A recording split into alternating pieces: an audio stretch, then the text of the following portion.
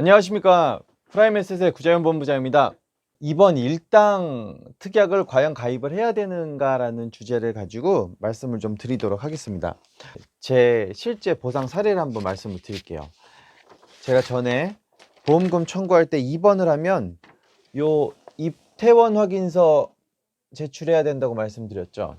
자, 입퇴원 확인서입니다. 제 입퇴원 확인서고요. 열흘 정도 입원을 했어요. 그래서 총 청구받은 금액이 K사에서 36만원, H사에서 92만원, D사에서 24만원, S사에서 36만원, H사에서 90만원, A사에서 26만원, 그리고 또 M사에서 40만원 정도 해서 총 250만원 수령을 했습니다. 자, 이번 일당을 보험 가입을 하실 때 이번 일당 안 넣으시는 분들도 있고, 보험 설계를 하시는 설계사 분들 중에도 이번 일당 안 넣으시는 분들이 있어요. 어떤 화법으로 이번 일당을 안 넣냐 하면, 이번 일당 한 3만원 가입하는데 보험료가 뭐 적게는 한 만원에서 많게는 뭐 질병 같은 경우는 뭐 2, 3만원 나오지만, 상해로 예를 들어 드릴게요. 상해 이번 일당 같은 경우는 이번 일당 3만원에 보험료가 한 만원, 12,000원 정도 합니다. 그런데 그런 돈들을 빼서, 요런 짜잘한 돈, 뭐 교통사고 나서 뭐 몇십만원 받고 뭐 이런 거 필요 없으시잖아요 하면서 그 돈 빼서 뭐 암진단금 1,000만원 더 집어넣자고, 이런 식으로 화법을 써서 하는데 정말 양아치 짓이에요.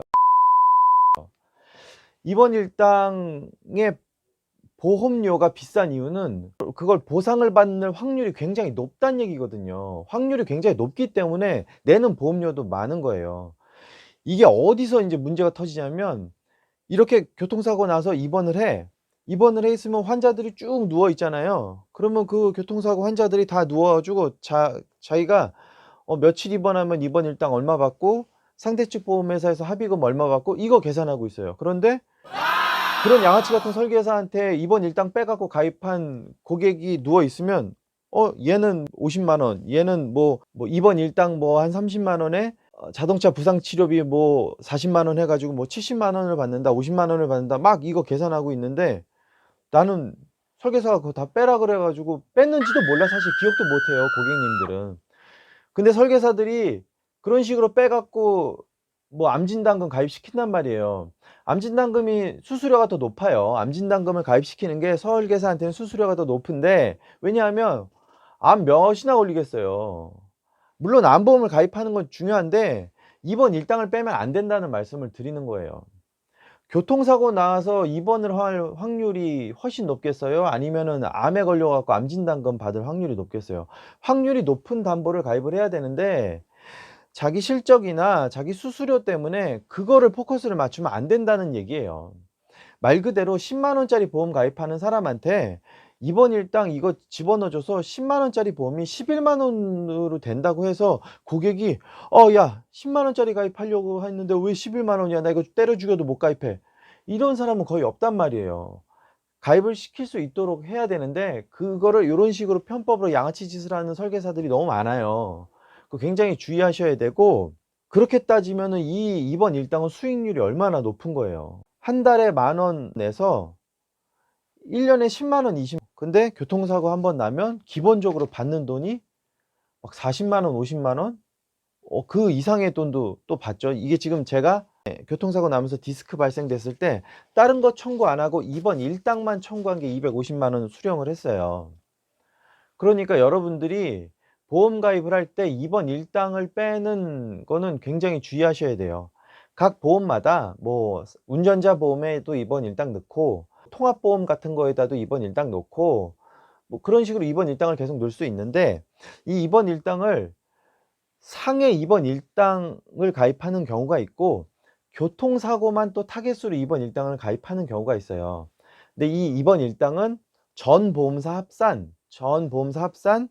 상해 10만 원, 질병 10만 원이 한도예요. 그 이상 가입을 못 해. 그런다는 거는 고객이 이걸로 인해서 이득 발생하는 게 너무 많기 때문에 그렇게 제한을 걸어 놨다는 거예요. 그런데 이거를 뺀다고? 그거 진짜 양아치 짓이에요. 설계사분들도 어설프게 아마추어 짓 하지 마시고 고객분들 보험 가입시키실 때 반드시 2번 일당 넣어주세요. 그래야 여러분들이 가입시킨 그 계약이 중간에 해지당하지 않아요. 언제 해지당한다? 고객이 교통사고 나거나 짜잘한 사고로 병원에 입원해 보면 나 2번 일당이 하나도 없어? 그걸 아는 순간 여러분들이 가입시킨 계약들을 다 해지당합니다. 명심하세요. 그리고 한도 금액이 전 보험사 합산 인당 10만 원으로 제한돼 있다라고 하면 그거는 다 채워주시는 게 맞아요.